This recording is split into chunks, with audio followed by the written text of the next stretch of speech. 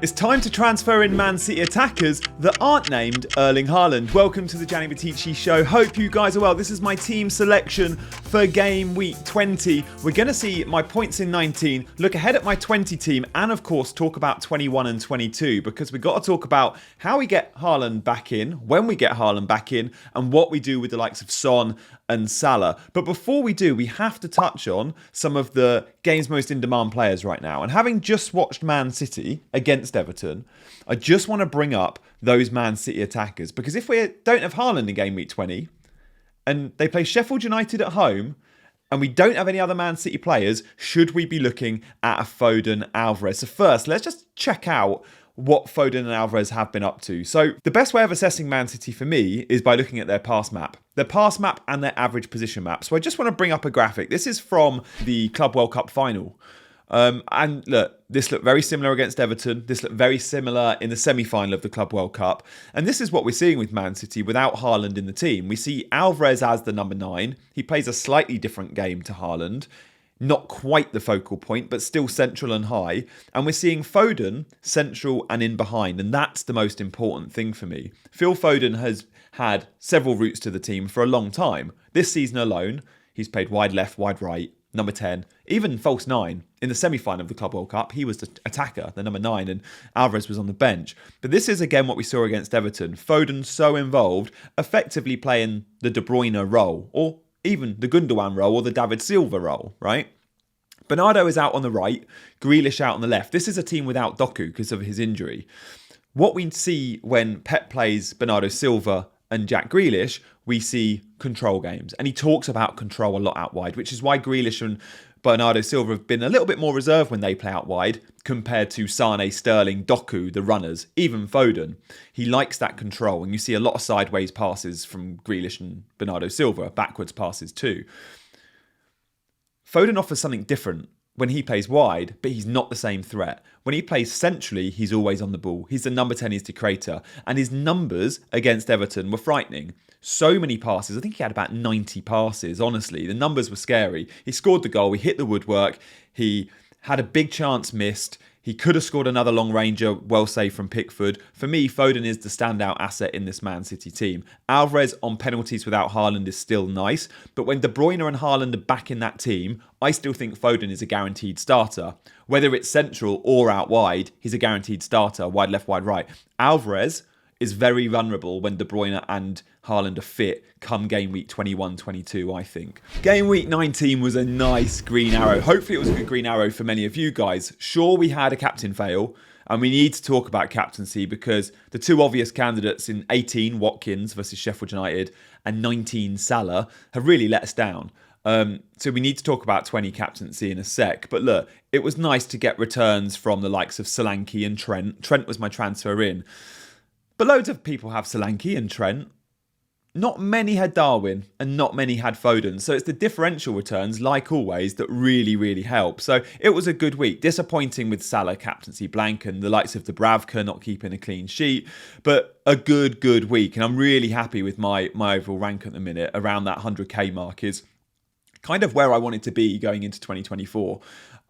So yeah, set myself up for what should be a good second half of the season. But let's see how I'm set for that game week 20. Because game week 20, wow, when we look at our teams, we have got benching headaches, we've got captaincy dilemmas, and we've got a ton of good players with good home fixtures. So actually, we should see a lot of smiley faces. Now, my transfer this week is really simple. It's rolling. The plan was always, if Haaland was fit, or I thought Haaland would be fit, I would roll the transfer. I would bring Haaland in and I'd transfer Salah out a week earlier than I need to, because of course Salah by 21 isn't available, but for 20 is. I don't need to do that now. I can play Salah versus Newcastle, which by the way is a really good fixture at the moment for him. And I don't have to take that 4-point hit for Haaland. And the reason we don't think Haaland's going to be around, well, Pepper's kind of alluded to it. He said he's still not with the team. He feels better, but he hasn't made one training session yet with us. This was speaking after the Everton game or before the Everton game. Hopefully in January he can come back with us. Yeah, that doesn't sound to me like he's going to be playing against Sheffield United, does it? So no Haaland. We like that very much. It means I can get Haaland in 21 or even 22. 21 he goes to Newcastle. 22 he's home to Burnley. So I'll think about how I accommodate him in 21 or 22 slightly later down the line. But I don't need him this week, so I'm rolling the transfer. My team looks like Areola in goal. I'll be benching Dubravka. Gabriel and Trent and Porro is my preferred front three, even if I was on a wild card and I've got them in my team.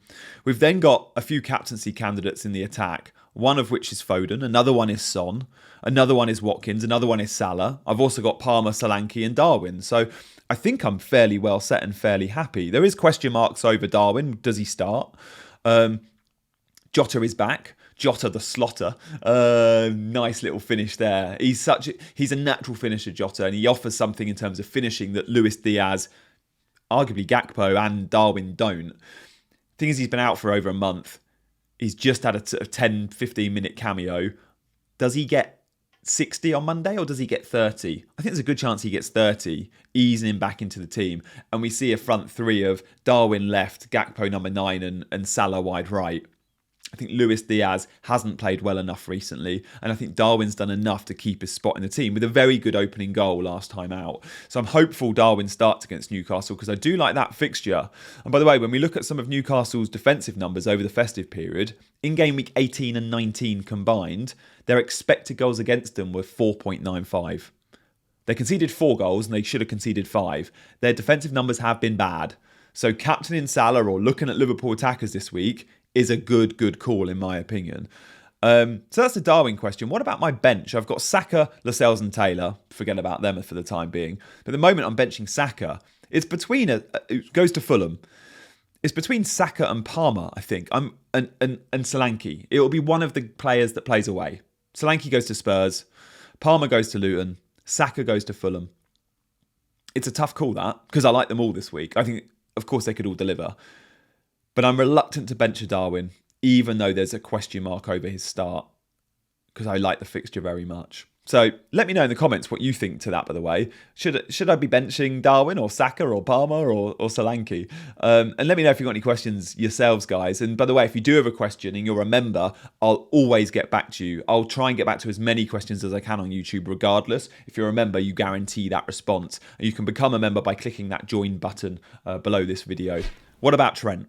Let's just talk about Trent's numbers in game week 19, because this was a fascinating one. This was the week many bought him, myself included. If you haven't bought Trent already, it's not too late. I think you should jump on, and these are a few reasons why. Playing more centrally, more goal threat, I think even greater assist threat.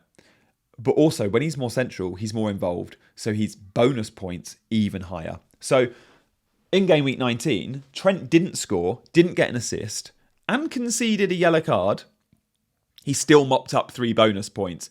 This is a bonus beast like very few players in the game. I would say Kevin De Bruyne, Reece James, if he ever plays 90, Trent, they're probably the top 3 for bonus points in general in the league. Like, they mop up BPS. So Trent got bonus points again for things like tackles. He made 4 in game week 19. Interceptions, he made 1. He made 76 passes, of which 82% of them were accurate. He attempted 93. 4 big chances created. That's huge for a defender. Sorry, 4 key passes, 2 big chances created. Huge for a defender. And we can see, like, when we look at his heat map, those more central areas, sure, he looks quite deep, but he still makes those occasional runs and he times those runs. And when he does go, he's on the edge of the box in shooting positions.